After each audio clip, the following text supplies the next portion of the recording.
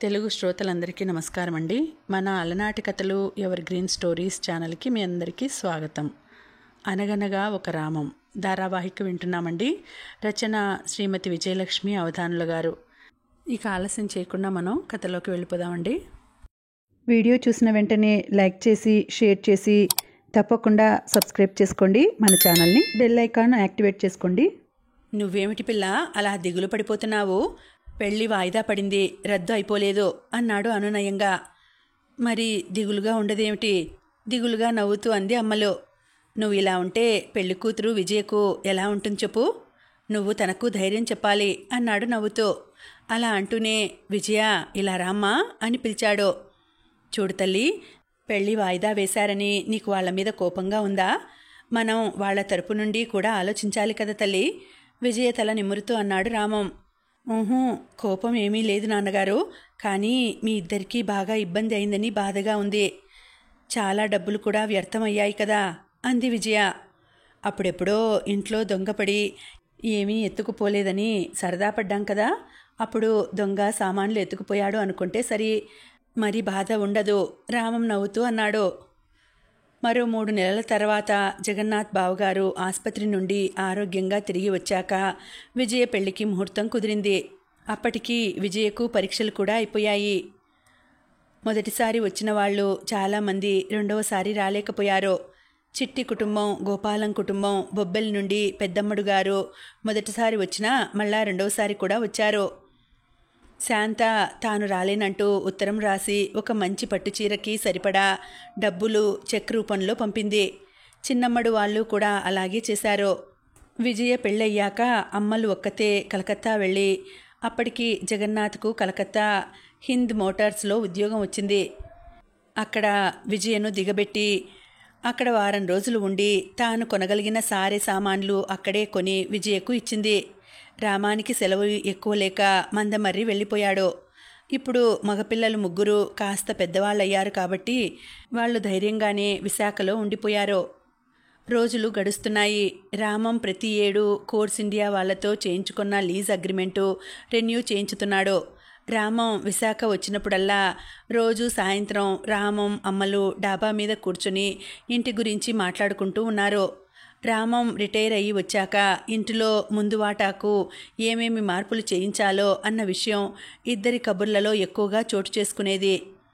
ఏమండి, ముందు వాటాలో వంటిల్లు పెద్దది బాగానే ఉంది, కానీ పక్కన చిన్న స్టోర్ రూమ్ కూడా ఉంటే బాగుంటుంది కదండి. అందులో దేవుడి మందిరం కూడా పెట్టుకోవచ్చు ఒకరోజు అమ్మలు అంది. ఇప్పుడు మరొక అదనపు గది ఎలా కట్టగలమో నువ్వే చెప్పు రామం అడిగాడు నవ్వుతూ. మన గ్యారేజీ చాలా పెద్దది కదండి, కారు పెట్టుకున్న ముందు వైపు చాలా జాగా మిగులుతుంది. గ్యారేజీ వెనుక కొంత స్థలంలో అడ్డంగా గోడ కట్టి వంటింట్లోంచి అందులోకి ఒక తలుపు పెడితే సరి అంది అమ్మలో. అమ్మో, మా అమ్మలకి ఉపాయాలు బాగానే తడుతున్నాయే. సరే, అలాగే చేద్దాం అన్నాడు రామం నవ్వుతూ. ఇంకా వంటింట్లో 4 వైపులా 4 అడుగుల ఎత్తులో గోడలు కట్టించి వాటి మీద నల్ల గ్రానైట్ రాయి పరిపిద్దాం. ఓ అలాగే. ఇంకా వంటింట్లో ఆ సిమెంట్ సింకు తీయించి స్టీల్ సింకు పెట్టించుదాం. అవునండి, స్టీలుదైతే శుభ్రం చేసుకుందుకి సులువుగా ఉంటుంది. నాకసలు ఇంకొక ఆలోచన కూడా వస్తోంది. రిటైర్ అయ్యే సమయానికి నాకు బాగానే డబ్బులు వస్తాయి. గ్యారేజీ మీద ఒక గది ఉంది కదా, ఆ గది మీద మరొక గది వేసి లోపల నుండే మెట్లు పెట్టుకోవాలని. అమ్మో, బోల్డు డబ్బు ఖర్చవదు? అవుతుంది, కానీ మన పిల్లల్లో ఎవరైనా మనతోనే ఉంటే ఆ 2 గదులు వాళ్ళు వాడుకుంటారు. వాళ్ళ ఏకాంతానికి భంగం ఉండదు. బహుశా అప్పటికి మనం ఎక్కువగా మేడమెట్లు ఎక్కి దిగలేము. మనం కిందన వాళ్ళు మీద ఉంటారు. వెనకవాట అద్దెకిచ్చేస్తాం. అబ్బా, మీ ఆలోచనలు ఎంత బాగున్నాయండి అమ్మలు ముచ్చటగా అంది. పెళ్ళైన 2 ఏళ్లకు విజయకు పాప పుట్టింది. జగన్నాథ్, విజయ ముందుగానే నిర్ణయించుకున్నట్లు పాపకు శ్రీదేవి అని పేరు పెట్టుకున్నారు. మనమరాలు పుట్టడం, రామానికి అసిస్టెంట్ జనరల్ మేనేజర్గా పదోన్నతి రావడం ఒక్కసారే జరిగాయి. మన ఇంట్లో పిల్లలు పుట్టినప్పుడల్లా మీరు ఉద్యోగంలో ఒక్కొక్క మెట్టు ఎక్కుతున్నారు కదండి అమ్మలు సంతోషంగా అంది. రామానికి ఇంకా పెద్ద ఇల్లు ఇచ్చారు. రమేష్ బీఎస్సీ చదవడం అయిపోగానే తాను కూడా సర్వేయర్ చదువు చదవడానికే నిర్ణయించుకున్నాడు. రమేష్కి డిగ్రీలో బాగానే మార్కులు రావడం వలన సింగరేణి ఆఫీసులోనే అకౌంట్స్ డిపార్ట్మెంట్లో ఉద్యోగం దొరికింది. నాన్నగారు, నేను ఈ ఆఫీసు ఉద్యోగం ఎక్కువ రోజులు చేయలేను. నాకు కూడా మీలాగే మైనింగ్ సైడ్ వెళ్ళాలని ఉంది. కానీ పూర్తిగా రోజు మైన్లో దిగే పని కాదు. నేను సర్వే పరీక్షలు రాసి సర్వే ఫీల్డ్లోనే పై మెట్లు ఎక్కడానికి చూస్తాను. మీరు అప్పుడప్పుడు విద్యార్థులకి చదువు చెప్తున్నప్పుడు నేను చూశాను కదా, నాకు ఆ సబ్జెక్టులు చాలా ఆసక్తికరంగా అనిపించాయి అన్నాడు. రామం ఏజీఎం అయిన తర్వాత కూడా సర్వే పరీక్షలకు వెళ్లే వాళ్లకు బోధించడం మానలేదు. ఇప్పుడు సింగరేణి కంపెనీ నుండి సర్వే పరీక్ష రాసిన వాళ్ళు దాదాపు అందరూ పాస్ అవుతున్నారు. రామం బోధిస్తున్న క్లాసులకు ఇప్పుడు రమేష్ కూడా హాజరవుతున్నాడు. రమేష్తో పాటు సురేష్ కూడా. మల్లికార్జున్ ఇంజనీరింగ్ ఆఖరి సంవత్సరానికి వచ్చాడు. అమ్మలు పిల్లలు దసరా సెలవులకు విశాఖపట్నం వచ్చినప్పుడు ఒకరోజు రామం అమ్మలతో అన్నాడు, పిల్లా, ఇవాళ మన ఇంటికి పద్మిని వస్తుంది. పద్మిని ఎవరా అమ్మాయి? మన చుట్టాల్లో ఎవరూ ఆ పేరు గల వాళ్ళు లేరు కదా? ఆశ్చర్యంగా అంది అమ్మలు. నువ్వు చూస్తావుగా, చూస్తే ఎంతో సరదా పడతావు. రామం అమ్మలు మొహం వైపు పట్టి పట్టి చూస్తూ అన్నాడు. అబ్బా, ఎవరో చెబుదురు, తాను ఎలా ఉంటుంది? చాలా తెల్లగా అందంగా ఉంటుంది నవ్వుతూ అన్నాడు రామం. వీళ్ళు మాటల్లో ఉండగానే వీధిలో కారు హారన్ శబ్దం వినిపించింది. అదిగో పద్మిని వచ్చింది అన్నాడు రామం. అమ్మలు గబగబా వీధిలోకి వెళ్ళింది. ఒక తెల్లని కొత్త కారు ఆవరణలో ఆగి ఉంది. అందులోంచి దిగబోయే అమ్మాయి కోసం అమ్మలు కళ్ళు ఇంతింత చేసుకుని చూడసాగింది. ముందు డ్రైవర్ దిగాడు. వెనక నుండి ఎవరూ దిగలేదు. కారు నుండి దిగిన డ్రైవరు వరండాలోకి వచ్చిన రామానికి సెల్యూట్ చేశాడు. ఎలా ఉంది పిల్ల పద్మిని? రామం అమ్మలు చెవి దగ్గర గుసగుసలాడాడు. పద్మిని కారు దిగలేదు కదా? అమ్మలు తెల్లబోతూ అంది. పద్మిని కారు దిగదు, ఆ కారే మన పద్మిని, పెద్దగా నవ్వుతూ అన్నాడు రామం. అంటే కారు పేరు పద్మినినా? చిత్రంగా ఉందే. ఈ కారుని ప్రీమియర్ పద్మిని అంటారు. ఒకప్పుడు దీనిని ఫియట్ అని పిలిచేవారు. ఇప్పుడు ప్రీమియర్ పద్మిని అంటారు. ఇంకా ఇప్పుడు ఈ కారు పూర్తిగా మన ఇంట్లోనే ఉంటుంది. ఆ డ్రైవర్ కూడా ఇంక పూర్తిగా మన ఇంట్లోనే, అంటే మన అవుట్ హౌస్లో ఉంటాడు. రామం నవ్వుతూ చెప్పాడు. నిజమా? సంభ్రమంగా అంది అమ్మలో. అసలు నాకు ఏ జీఎం అయిన వెంటనే కారు ఇవ్వవలసింది. కానీ మా జీఎంకి నాకు పాత కారు ఇవ్వడం ఇష్టం లేదు. కొత్త కారుకి ఆర్డర్ పెట్టారు. వచ్చేసరికి ఇదిగో ఇన్నాళ్ళయింది నవ్వుతూ అన్నాడు రామం. ఆ రోజు అదే కారులో గుడికి వెళ్ళి పూజ చేయించి వచ్చారు. విజయకు కూతురు పుట్టిన 3 ఏళ్లకు కొడుకు పుట్టాడు. ఈసారి విజయ ప్రసవ సమయం వేసవి సెలవుల్లో అవడం వలన అమ్మలు పిల్లలు మందమరిలోనే ఉన్నారు. రామం సింగరేణిలో చేరి అప్పటికి 18 ఏళ్ళు. ఈ 18 ఏళ్లలోనూ కంపెనీలో ఎన్నో మార్పులు జరిగాయి. ఇప్పుడు ప్రతి ఏరియాలోనూ మంచి ఆసుపత్రులు ఉన్నాయి. కంపెనీ స్థాపించిన స్కూళ్ళు ఉన్నాయి. విజయ 2వ ప్రసవం బెల్లంపల్లి కంపెనీ ఆసుపత్రిలో జరపడానికి నిర్ణయమైంది. విజయకు నొప్పులు మొదలవగానే కొత్తగా వచ్చిన కారులో అతి నెమ్మదిగా డ్రైవ్ చేస్తూ ఆసుపత్రికి తీసుకెళ్లాడు డ్రైవర్. ఆ రోజు మధ్యాహ్నం నొప్పులు మొదలయ్యాయి. మర్నాడు మధ్యాహ్నం దాకా ప్రసవం అవ్వలేదు. విజయను లేబర్ రూమ్లోకి తీసుకెళ్లి అప్పటికి 6 గంటలకు పైనే అయింది. దాదాపు మధ్యాహ్నం 12 గంటలకు డాక్టరు ఆందోళనగా రామం అమ్మలు కూర్చున్న దగ్గరకు వచ్చింది. మీకు ఒక విషయం చెప్తాను, ఆందోళన పడకండి అంది. అమ్మలు గుండె వేగంగా కొట్టుకోవడం మొదలైంది. ఏమైంది డాక్టర్? ఆందోళనగా అడిగింది. కడుపులో బేబీ బ్రీచ్ పొజిషన్లోకి వచ్చేసింది. అంటే కడుపులో బిడ్డ తిరగబడింది. నార్మల్ డెలివరీ కష్టమేమో, అవసరమైతే సిజేరియన్ చేస్తాము అంది డాక్టర్. వింటున్న అమ్మలు గుండె గుబేలుమంది. తాను విజయను కంటున్నప్పుడు కూడా సరిగ్గా ఇలాగే అయింది. అప్పుడు మంత్రసాని చెప్పింది, ఇప్పుడు డాక్టర్ చెప్తోంది. అప్పుడు తనను ఆసుపత్రికి తీసుకెళ్లడానికి తన తండ్రి దగ్గర బండి కూడా లేదు. ఇప్పుడు తన కూతురు ఆసుపత్రిలో డాక్టర్ల మధ్య సురక్షితంగా ఉంది. అయినా సరే మనసు నిండా భయం నిండిపోయింది. లోపల నుంచి డాక్టరు ఏవో కాగితాలు తీసుకొచ్చింది. రామం ఆ కాగితాల మీద సంతకం పెట్టాడు. మరొక 15 గంటకే నవ్వు మొహంతో డాక్టర్ బయటకు వచ్చింది. ఆపరేషన్ చేయవలసిన అవసరం రాలేదండి, నార్మల్ డెలివరీ అయిపోయింది. మీ అమ్మాయిని చూస్తే ఆశ్చర్యంగా ఉంది. అంత తీవ్రమైన బాధలో కూడా చక్కగా కోఆపరేట్ చేసింది. అందుకే నార్మల్ డెలివరీ చేయగలిగాం. మగపిల్లాడు ఆరోగ్యంగా ఉన్నాడు అంది డాక్టర్. అమ్మలు రామం తేలిగ్గా నిట్టూర్చారు. ఆ రోజు విజయ పుట్టిన బిడ్డ నిద్రపోయిన తర్వాత అమ్మలు రామంతో అంది, ఏమండి, నాకు ఇవాళ విజయ నా కడుపులోంచి బయటపడిన రోజు జ్ఞాపకం వస్తోంది. అవునా, విజయ్ కూడా ఇలా తిరిగేసే పుట్టింది కదా? అది సరేనండి, నాకు గుర్తొస్తున్నది ఆ విషయం కాదు. అప్పుడు సమయానికి నన్ను ఆసుపత్రికి తీసుకెళ్ళడానికి మా నాన్నగారికి చేతిలో బండి కూడా లేదు. వాళ్ళ లాయరు గారి కారు అడుగుదామని వెళ్తే ఆయన కారులోనే ఏదో ఊరికి వెళ్ళిపోయారట. అవును, నువ్వు చెప్పావు. ఆఖరికి ఒక జట్కా సాయిబు, మీకేం భయం లేదు, మీ అమ్మాయికి ఏ ప్రమాదము జరగకుండా ఆసుపత్రికి తీసుకెళ్లే పూచి నాది అని ధైర్యం చెబుతూ ఇంటికి జట్కా తీసుకొచ్చాడట. కానీ ఈ లోపునే విజయ పుట్టేసింది. మా నాన్నగారు సంతోషంతో ఆ జట్కా అబ్బాయికి తన మరీ పాతబడని పంచెలు 2 మాట్లాడిన దానికి రెట్టింపు డబ్బు ఇచ్చేశారట. ఇవన్నీ ఇవాళ ఎందుకు చెప్తున్నావు? నవ్వుతూ అడిగాడు రామం.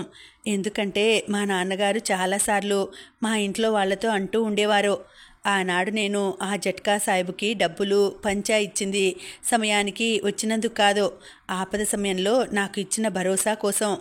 ఆ భరోసానే లేకపోతే నాకు అప్పుడే గుండెదడ వచ్చేసేదేమో అని. అవును పిల్ల, ఎవరికైనా అలాగే ఉంటుంది. ఎప్పుడు అతి విసురుగా కారు నడిపే మన డ్రైవరు ఆర్ముగం నిన్న మనం కారులో వస్తున్నప్పుడు కారు ఎంత నెమ్మదిగా ఎంత నేర్పుగా నడిపాడో చూసారా? పైగా గతుకులు ఉన్న చోటల్లా మనల్ని ముందుగా హెచ్చరించాడో. నాకైతే చాలా భరోసాగా అనిపించింది. అతనికి కంపెనీ జీతం ఇస్తోంది, కాదనను. కానీ కాస్త విసురుగా కారు నడిపినా కంపెనీ ఉద్యోగంలోంచి పీకేయదు. ఇందాక లేడీ డాక్టర్ బయటకు వచ్చి మీకేం భయం లేదు, ధైర్యంగా ఉండండి అన్నప్పుడు కూడా నాకు అలాగే అనిపించింది. నేను ఒకటి చెప్పనా పిల్ల, మనం ఎప్పుడో ఒకప్పుడు ఎవరో ఒకరి మీద ఆధారపడక తప్పదు. నేను అన్నీ చేయగలను, నాకెవరూ అక్కర్లేదు అనుకునే అహంకారాన్ని మనిషి చంపుకోవాలి. నిజం చెప్పారండి అంది అమ్మలు మనస్ఫూర్తిగా. ఆ రోజు సాయంత్రం రామం జగన్నాథ్కి టెలిగ్రామ్ ఇచ్చాడు. టెలిగ్రామ్ అందుకున్న మర్నాడే బయలుదేరి జగన్నాథ్ వచ్చేశాడు. అప్పటికి జగన్నాథ్ కలకత్తాలో కొన్నాళ్ళు, టాటానగర్లో కొన్నాళ్ళు ఉద్యోగం చేసి ప్రస్తుతం నాగ్పూర్లో కొత్త ఉద్యోగంలో చేరుతున్నాడు. విజయ్కి కొడుకు పుట్టిన వెంటనే రామానికి జనరల్ మేనేజర్గా పదోన్నతి వచ్చింది. జనరల్ మేనేజర్ అంటే ఏరియా హెడ్ క్వార్టర్స్లో ఉంటారు కాబట్టి బెల్లంపల్లికి ట్రాన్స్ఫర్ అయింది. కింద 3 బెడ్రూమ్లు, పైన 3 బెడ్రూమ్లు, 2 వంటిళ్ళు, 4 వాష్రూమ్లు ఉన్న పెద్ద బంగ్లా ఇచ్చారు. ఇంటి గేటు దగ్గర ఎప్పుడూ ఒక వాచ్మెన్. ఫియట్ కారు జాగాలో అంబాసిడర్ కారు వచ్చింది. విజయను 2 పిల్లలతో నాగ్పూర్ దిగబెట్టేశారు. మగపిల్లల చదువులు అయిపోయాయి. రమేష్, సురేష్ ఇద్దరూ సర్వే పరీక్షలు మొదటి ప్రయత్నంలోనే పాస్ అయ్యారు. రమేష్కి, సురేష్కి కూడా సింగరేణి క్యాలరీస్లోనే ఉద్యోగం వచ్చింది. రమేష్కి మందమర్రిలోనే ఉద్యోగం వచ్చింది. సురేష్కి రామగుండంలో ఉద్యోగం వచ్చింది. కామేషు, నరేషు కూడా మందమర్రిలోనే ఉన్నారు. కామేష్ పోస్ట్ గ్రాడ్యుయేషన్ ప్రైవేటుగా చదువుతుంటే నరేష్ బ్యాంకు పరీక్షలకు చదువుతున్నాడు. విశాఖపట్నంలో 2 వాటాలు అద్దెకు ఇచ్చేసి అందరూ మందమర్రికి వచ్చేశారు. మల్లికార్జున్ ఇంజనీరింగ్ ఫస్ట్ క్లాస్లో పాస్ అయ్యాడు. ఆఖరి సంవత్సరం పరీక్షా ఫలితాలు వచ్చిన రోజు పెద్ద బుట్ట నిండా రకరకాల పళ్ళు 2 కొత్త స్టీల్ డబ్బాల్లో రవ్వ కేసరి తీసుకొచ్చి రామం అమ్మలకి కాళ్ళకి దండం పెట్టి అవి అందించాడు. మేడం, ఈ డబ్బాలో స్వీటు మీకు, ఈ డబ్బాలో స్వీటు సార్కి. సారు పంచదార తినకూడదని మా అమ్మ సాకరేన్ వేసి చేసింది. పళ్ళన్నీ సార్ తినగలిగినవే అన్నాడు. అమ్మలు రామం సంతోషంగా చూశారు. సార్, నాకు మైనింగ్ ఇంజనీరింగ్లో పోస్ట్ గ్రాడ్యుయేషన్ కూడా చేయాలని ఉంది. ఇప్పుడు నాకు స్కాలర్షిప్ వస్తుంది కాబట్టి మీ మీద ఆర్థిక భారం పెట్టను. అమ్మను కూడా ధన్బాద్కి తీసుకెళ్ళి అక్కడ ఒక గది అద్దెకు తీసుకొని 2 ఉంటాం అన్నాడు నమ్రతగా. మల్లికార్జున్ వెంట వచ్చిన అతని తల్లి, ఇది మీరిచ్చిన జీవితమే అమ్మా అంటూ బొటబొట కన్నీరు కారుస్తూ 2 చేతులు జోడిస్తూ వెనక్కు తిరిగి వెళ్ళిపోయింది. రమేష్ ఉద్యోగంలో చేరడంతో రమేష్కి పెళ్లి సంబంధాలు రావడం మొదలైంది. 4 ఆడపిల్లలు, 4 మగపిల్లలు ఉన్న దిగువ మధ్యతరగతి కుటుంబం నుండి వచ్చిన ఒక అమ్మాయి సంబంధం రమేష్కి నచ్చింది. తాము వాళ్ళ నుండి ఏమీ ఆశించడం లేదని, పెళ్లి కూడా ఏమీ ఆర్భాటాలు లేకుండా వాళ్ళకి వీలైనట్లుగానే చెయ్యమని రామం అమ్మలు వాళ్ళకి చెప్పారు. పెళ్లి బొబ్బిలిలో జరిగింది.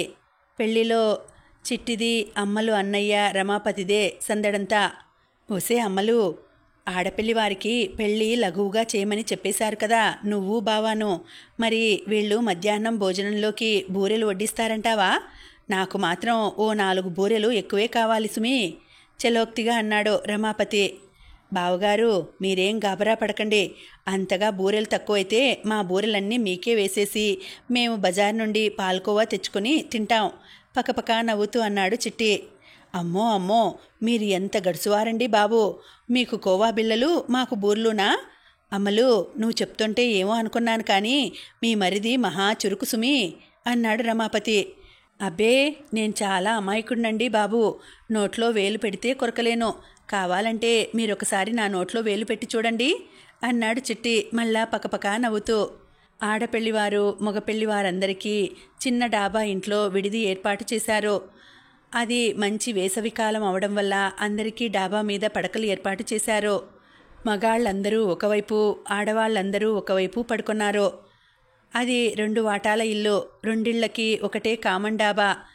2 డాబాలను వేరు చేస్తూ మధ్యలో చిన్న పిట్టగోడ ఉందంతే. పిట్టగోడకి ఒకవైపు పెళ్లివారు, రెండో వైపు ఆ పక్కింటికి చెందిన కుటుంబం పడుకున్నారు.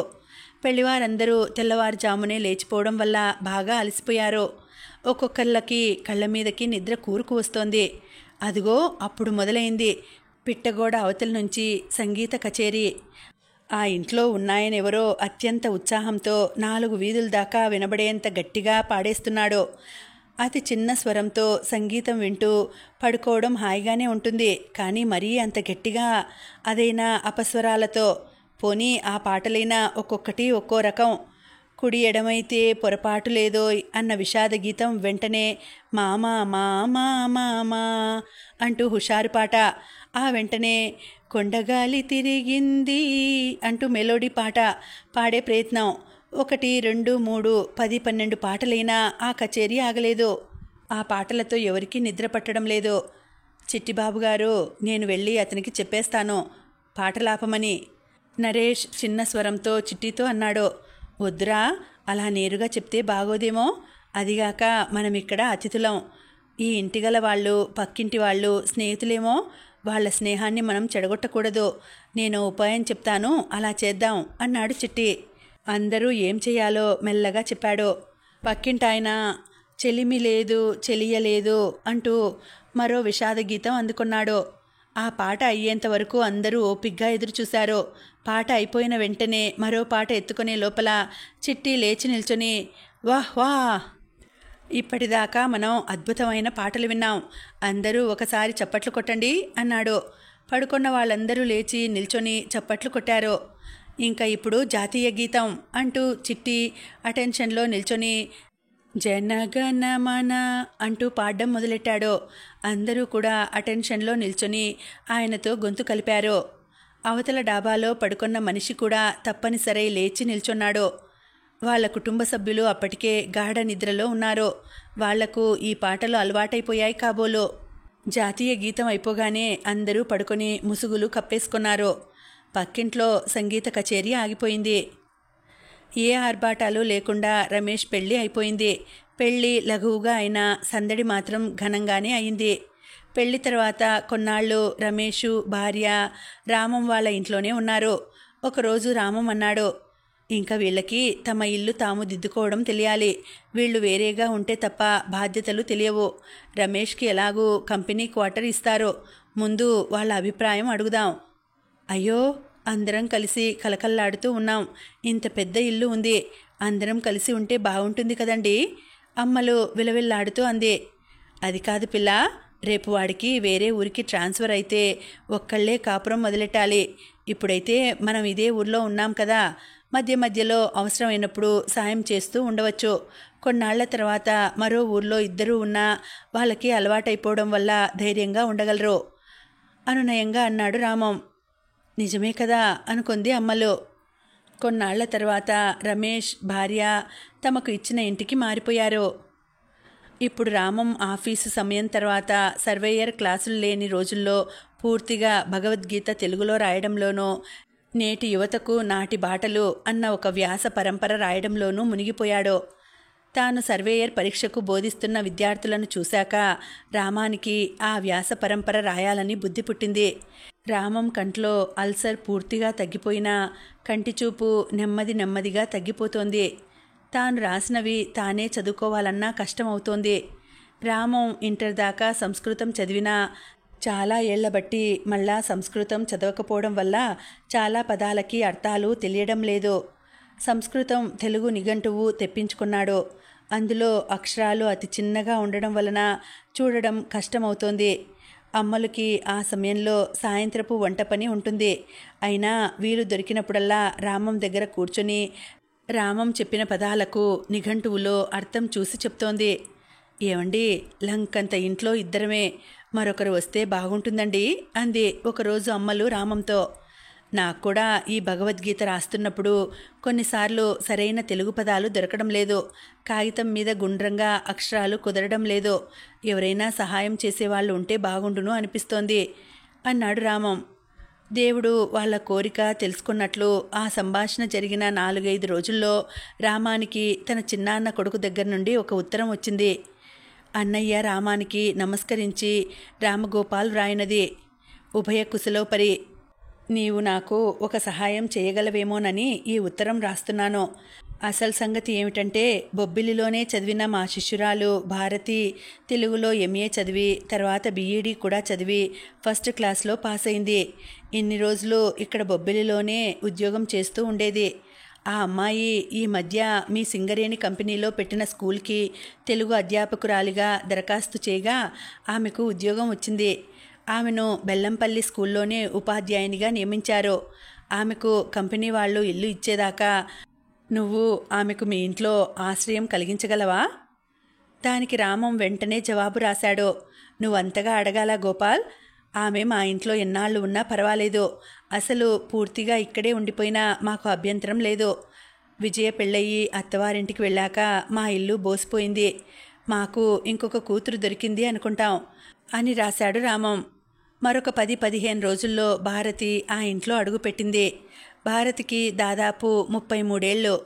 ఏవో కొన్ని కారణాల వలన పెళ్లి చేసుకోవడానికి నిరాకరించింది. చూడు పిల్ల, ఆ అమ్మాయి ఏ కారణాల వలన తాను పెళ్లికి నిరాకరించిందో మనకు తెలియదు. కానీ మనం కారణాలు అడగొద్దు. ఎవరి గోప్యతనైనా మనం గౌరవించాలి. ఆ అమ్మాయి కారణాలు ఆ అమ్మాయికి ఉంటాయి. తాను చెప్పదలుచుకుంటే చెప్తుంది, లేదంటే లేదు. ఏమంటావ్ అన్నాడు రామం అమ్మలతో.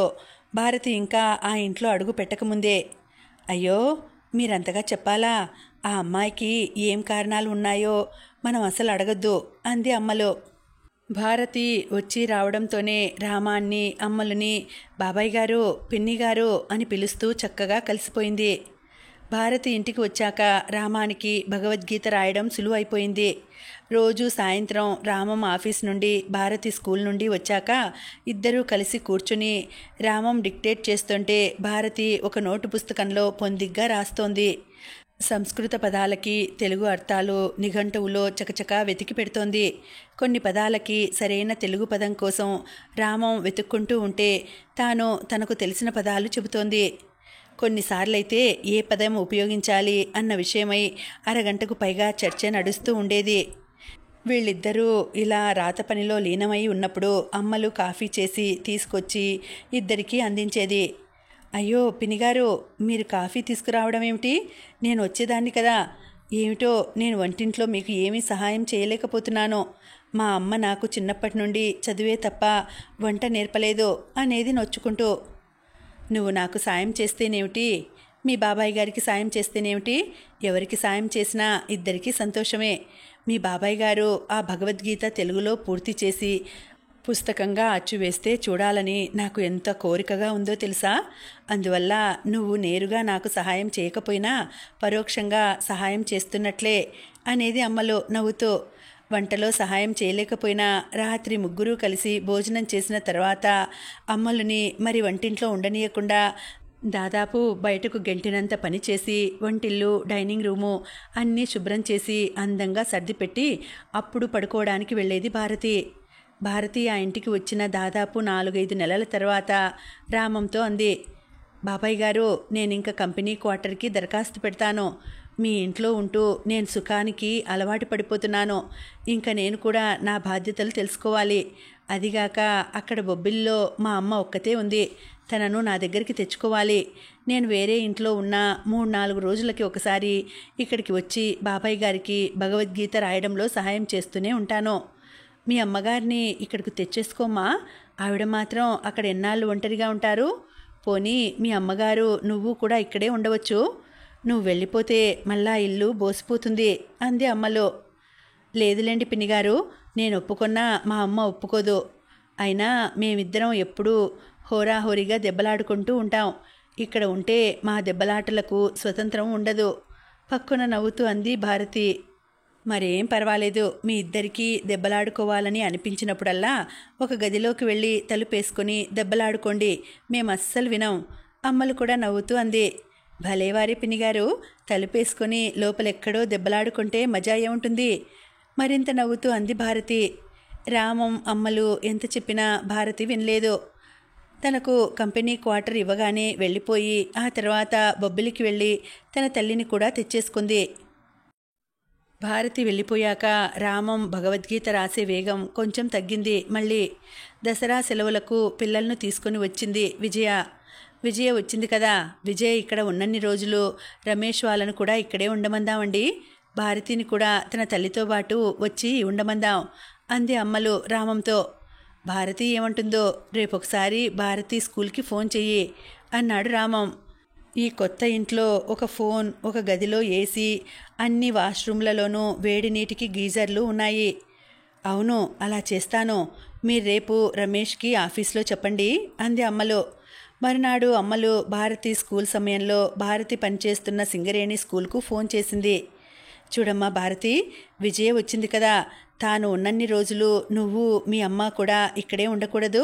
రమేష్ వాళ్ళకి కూడా చెప్తున్నాం ఇక్కడికొచ్చి ఉండమని. ఓ వారం 10 రోజులకు సరిపడా బట్టలు తీసుకుని వచ్చేయి అంది అమ్మలు. పిన్నిగారు, నేను అవునన్నా మా అమ్మ ఏమంటుందో. అక్కడ ఉండడానికి కాకపోయినా మధ్య మధ్యలో ఎలాగూ వస్తున్నాను కదా. అయినా రేపు మా అమ్మతో పాటు వస్తాలేండి అంది భారతి. అలా కాదు, ఉండడానికి రావాలి అంది అమ్మలు. మర్నాడు భారతి తల్లితో పాటు వచ్చింది, కానీ బట్టలు ఏమీ తెచ్చుకోలేదు. మీరు ఏమీ అనుకోకండి పిన్నిగారు, నిన్న మా అమ్మతో పెద్ద దెబ్బలాట అయిపోయింది. అందుకే ఇక్కడ ఉండడానికి వెళ్దామని చెప్పలేకపోయాను. ఇవాళ సాయంత్రం దాకా ఇక్కడ ఉండి వెళ్ళిపోతాం. మళ్ళా మరో రోజు వస్తాంలేండి అంది భారతి నవ్వుతూ. ఏ విషయమై దెబ్బలాట అయిందమ్మా అని అడగబోయి మానేసింది అమ్మలు. సరే, ఈ మాట కనీసం 2-3 రోజులు ఉండేలా రావాలి అంది. భారతి రామం కలిసి తెలుగు పదాల గురించి చర్చించుకోవడం, అప్పుడప్పుడు రామం భారతి మీద ఉత్తుత్తి కోపం చూపించడం అంతా సంభ్రమంగా అనిపించింది విజయకి. నాన్నగారు, మీరు భగవద్గీతను తెలుగులో ముత్యాల సరాల్లో రాస్తున్నారు కదా. మా తెలుగు వ్యాకరణ పుస్తకాల్లో ఎక్కడా ఈ ముత్యాల సరాల ఛందస్సు గురించి చదవలేదు. దీనికి ఛందస్సు లేదా నాన్నగారు? వాళ్ళ పక్కనే కూర్చుని వాళ్ళ చర్చ వింటున్న విజయ ఆసక్తికరంగా అడిగింది. నాకంటే భారతి బాగా చెప్తుందమ్మా, తననే అడుగు అన్నాడు రామం చదువుతున్న పుస్తకం మించి దృష్టి మరల్చకుండా. అయితే నువ్వే చెప్పక, ఈ ముత్యాల సరాలకు ఛందస్సు ఉందా? విజయ అడిగింది భారతిని. విజయ, ఈ ముత్యాల సరాలు అన్నవి ఈ మధ్యనే వచ్చిన ఒక గేయ రూపం అమ్మా. వీటికి కూడా ఛందస్సు ఉంది అంది భారతి. ఈ మధ్యనా? అంటే ఈ మధ్య 10-15 ఏళ్లలోనా? కాదు, ఈ మధ్య అంటే గురజాడ అప్పారావు గారి కాలంలో అన్నమాట. ఓ అవునా? గురజాడ అప్పారావు గారు రాసిన ముత్యాల సరాలు అన్న గేయ సంపుటి గురించి విన్నావా? పేరు విన్నాను కానీ చదవలేదక్కా. పోనీ దేశమంటే మట్టి కాదోయ్, దేశమంటే మనుషులోయ్ అన్న గేయం తెలుసా? ఎందుకు తెలియదు? దేశమును ప్రేమించుమన్నా, మంచి అన్నది పెంచుమన్నా, దేశమంటే మట్టి కాదోయ్, దేశమంటే మనుషులోయ్ అంటూ విజయ పాడుతున్నట్లు చదివింది. చూసావా, నువ్వు చదివిన ఆ గేయం ముత్యాల సరం ఛందస్సులో రాసినది అనమాట. అంటే ఇది మొదటి నుండి ఉన్న ఛందస్సు కాదు. మొదటగా గురజాడవారే దీనికి రూపకల్పన చేశారన్నమాట. నువ్వు చదివిన ఆ గేయం గురజాడవారి ముత్యాల సరాలు అన్న పుస్తకంలోనిది. ఓ అవునా? ఆశ్చర్యంగా అంది విజయ. ఇప్పుడు చూడు నాన్నగారు, ముత్యాల సరంలో రాసిన మొట్టమొదటి భగవద్గీత శ్లోకం. పాండవులు నావారు, ధర్మక్షేత్రమగు కురుభూమి ఎందున పోరు సలుపగ చేరి వారట ఏమి చేసిరి సంజయ. ఆ దేశభక్తి గీతం, ఈ భగవద్గీత గేయం ఒకదాని తర్వాత ఒకటి చదువుకో, రెండు ఒక్కలాగే ఉంటాయి. ఒకవేళ నువ్వు పాటలా పాడదలుచుకుంటే ఆ దేశభక్తి గీతం ట్యూన్లోనే ఈ భగవద్గీత గేయం కూడా పాడుకోవచ్చు అంది భారతి నవ్వుతూ. విజయ మనసులోనే భారతి చెప్పిన భగవద్గీత గేయాన్ని దేశభక్తి గేయం ట్యూన్లో పాడుకొని చూసింది. ఆ ట్యూన్కి సరిగ్గా సరిపోయింది. అరే, సరిగ్గా సరిపోయిందక్క, ఈ ముత్యాల సరాలు పుస్తకం ఇప్పుడు దొరుకుతుందా? విజయ ఆసక్తిగా అడిగింది. దొరుకుతుంది. ఎంఎస్కో వాళ్ళు 1972లో దీన్ని పుస్తకంగా వేశారు చెప్పింది భారతి. అయితే నేను ఎలాగైనా కొనాలి. ఈ ముత్యాల సరాలు గేయ సంపుటిలో ఇంకా ఏమేమి గేయాలున్నాయక్క? పుత్తడి బొమ్మ పూర్ణమ్మ పాట విన్నావా? అయ్యో, వినకపోవడం ఏమిటి? మా చిన్నప్పుడు మా అమ్మ బోల్డు సార్లు పాడుతూ ఉండేది. పాడుతున్నప్పుడల్లా అమ్మకి కళ్ళంట నీళ్లు వస్తూ ఉండేవి. అవును విజయ, పిన్నిగారు చాలా సున్నిత మనస్కులు. ఏది అందులో ఒక చరణం పాడు అడిగింది భారతి. పెద్దల కప్పుడు మ్రొక్కెను పూర్ణమ, తల్లి తండ్రి దీవించిరి, దీవెన వింటూ పక్కున నవ్వెన్ పుత్తడి బొమ్మ పూర్ణమ్మ గుర్తు చేసుకుంటూ పాడింది విజయ. ఓ, నీకు బాగానే గుర్తుంది అన్నమాట. ఇందులో చూసావా, రెండో పాదంలో తల్లి తండ్రి దీవించిరి అన్నారు. దీవించిరి అనలేదు. ఎందుకంటే దీవించిరి అంటే గణాలు సరిపోవు అన్నమాట. ఓహ్, వింటుంటే చాలా ఆసక్తికరంగా ఉంది అంది. గురజాడవారు సామాన్యులు కూడా పాట రూపంలో పాడుకుందికి వీలుగా ఈ ముత్యాల సరాలు అన్న ఛందస్సుకి రూపకల్పన చేశారన్నమాట. అక్క, గురజాడవారి తర్వాత ఇంకెవరైనా ఈ ముత్యాల సరాల్లో గేయాలు రాశారా? బోల్డు మంది రాశారు. రాయప్రోలు సుబ్బారావు గారు రాసిన ఈ దేశభక్తి గీతం చూడు. శ్రీలు పొంగిన జీవగడ్డయి, పాలు వారిన భాగ్యసీమయి, వ్రాలినది ఈ భరతఖండము, భక్తి పాడర తమ్ముడా. ఇంకా కొడవగంటి వెంకట సుబ్బయ్య గారు రాసిన ఈ పాట చూడు. ఆగుమాగుము తెరువరి ఆ యాస కేదమ్మ పనయింపుము, మా గృహాంగణ కుసుమ సముదయ మధువులీయ వివిగో. చక్కగా రాగయుక్తంగా 2 గేయాలు చదివింది భారతి. అరే, ఇవి నేను చదివాను, కానీ ఇవి ముత్యాల సరాలు అని నాకు ఇంతవరకు తెలియదు సంభ్రమంగా అంది విజయ. సరే, ఇది ఎవరు రాశారో చెప్పుకో. ఎగురుతున్నాయి ఇనుప కోటలు, పగులుతున్నాయి పాత పాటలు, రగులుతున్నాయి రాచబాటలు, రాజుకోవేరా. విజయ కాసేపు ఆలోచించింది. ఇది శ్రీశ్రీ రాసిన కవితలాగా ఉంది. కానీ శ్రీశ్రీ గారు తాను ఛందస్సు అనే సంఖ్యలను తెంచుకొని కవితలు రాస్తానని చెప్పారు కదా. ఆశ్చర్యంగా అంది విజయ. అది శ్రీశ్రీ గారు రాసిన కవితే. శ్రీశ్రీ గారు ఛందస్సు అనే సంఖ్యలను తెంచుకొని రాస్తాను అన్నా ఆయన చాలా చోట్ల ఆ సంఖ్యలను తెంచుకోలేకపోయారు. నువ్వు నాకు తెలియని కొత్త కొత్త విషయాలు చెప్తున్నావక్క. నేను నీ దగ్గర తెలుగు నేర్చుకోవాలి ఉత్సాహంగా అంది విజయ. నువ్వే కాదమ్మా, నేను నేర్చుకోవాలి. అప్పటిదాకా వాళ్ళ మాటలు వింటున్న రామం నవ్వుతూ అన్నాడు. ఏమిటి బాబాయ్ గారు మీరు మరీను? అయినా మా మాటలు మీరెందుకు వింటున్నారు? కోపం నటిస్తూ అంది భారతి. వీళ్ళు ముగ్గురు ఇలా కవితా చర్చల్లో మునిగి ఉన్నప్పుడు అక్కడ వంటింట్లో సుభద్రమ్మ అమ్మలకి సహాయం చేస్తోంది. ఏమిటోనండి లక్ష్మిగారు, మా భారతితో నేను పడలేకుండా ఉన్నాను. నిన్న మా ఇద్దరికి పెద్ద దెబ్బలాట అయింది అంది సుభద్రమ్మ. మీరు మరీనో, మీ ఇద్దరికీ దెబ్బలాట ఏమిటి అంది అమ్మలు నవ్వుతూ. సుభద్రమ్మ చెప్పసాగింది. ఇంకా ఉందండి, కథ కొనసాగుతుంది. మళ్ళీ వచ్చే వీడియోలో తర్వాతి భాగం తెలుసుకుందామండి. అంతవరకు సెలవు. నమస్తే.